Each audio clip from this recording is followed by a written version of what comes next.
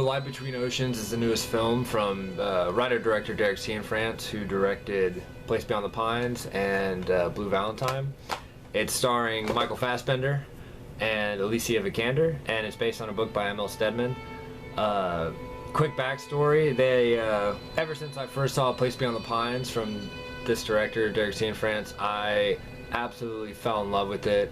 It became one of my top 3 favorite films of all time, and ever since then I've been an avid fan of Cianfrance. And I looked up all of his interviews on YouTube, everything about the guy. He's an incredible filmmaker, and so when they announced this film on my 21st birthday 3 years ago, I immediately was floored that he was attached, and I immediately bought the book on Amazon and read it and loved it. And so ever since then I've been stoked. And when they announced that Fassy was the lead role, I got even more excited because he's one of my favorite actors. He's, in my opinion, one of the best working actors. He's fantastic. And so the film comes out September 2nd, and I was lucky enough to see a preview screening last night at the Angelica Film Center in Dallas. And I thought I'd share a few words about it before actual reviews come out and critics and everyone just starts talking about it. I thought I'd share my thoughts. Overall, the short way of saying it is I absolutely loved it. I really enjoyed the book. It's very sad, but it's a good sad.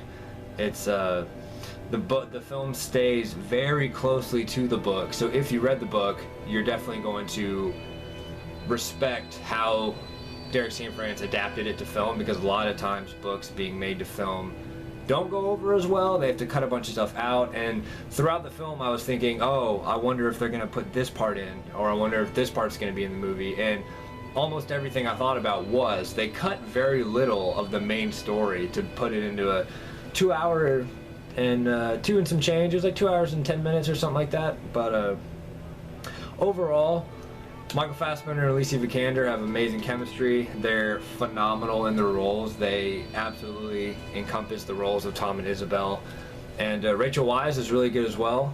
I've known her in other things, but I haven't really been a big fan of her, but this film definitely changed that. She's fantastic. The story is, bottom line, Tom and Isabel. Tom is a lighthouse keeper and he meets Isabel. They fall in love. They try to have kids. Every time they try to have kids, a complication occurs. So one day a ship lands aside on their island, Janice, and there's a dead man and a baby inside, an infant. And Isabel convinces Tom to not report it and to keep the baby because she saw it as like a sign. Since they haven't been able to have kids, this baby is their gift for them to have and raise as their own. And they do. And then once they decide to go back to the mainland some years later, they both do, but Tom first runs into the real mother of the child. So it becomes a story of, what is the right thing to do in this situation? Do you sacrifice your child that you've raised to give it back to its mother who's grieving, and sacrifice your own happiness? And then, it's very much a drama, but it's very, very well done. And from the opening shot, I could tell this was a Derek Cianfrance picture. If you were a fan of Pines or Blue Valentine, or not even that, but if you were a fan of how they were made, how they were shot, you'll really appreciate this film. And there were a few aspects I wasn't fond of, but it was more so of the source material, and when I read the book I wasn't fond of it then either. So that doesn't detract from the filmmaking, from the final product itself. It doesn't detract from it. I've been following this film since it got announced. When they started filming, I got excited. When they were editing, I got excited. When I found out about this early screening, I was floored. I had to be there, and I'm really glad I was. Bottom line, when this film comes out in a couple weeks, I highly recommend going and seeing it in the cinema. It's a fantastic movie. It's very sad, but it's very worthwhile, and it's very worth your ticket price. And I can't talk highly enough of director Derek Cianfrance and the lead cast in this film. They did a fantastic job, as usual, and I look forward to his next film and the film after that, and I hope he continues making films for a very long time because he's extremely talented, and he did not disappoint. with The Light Between Oceans. So it gets a 9 out of 10 for me after one viewing.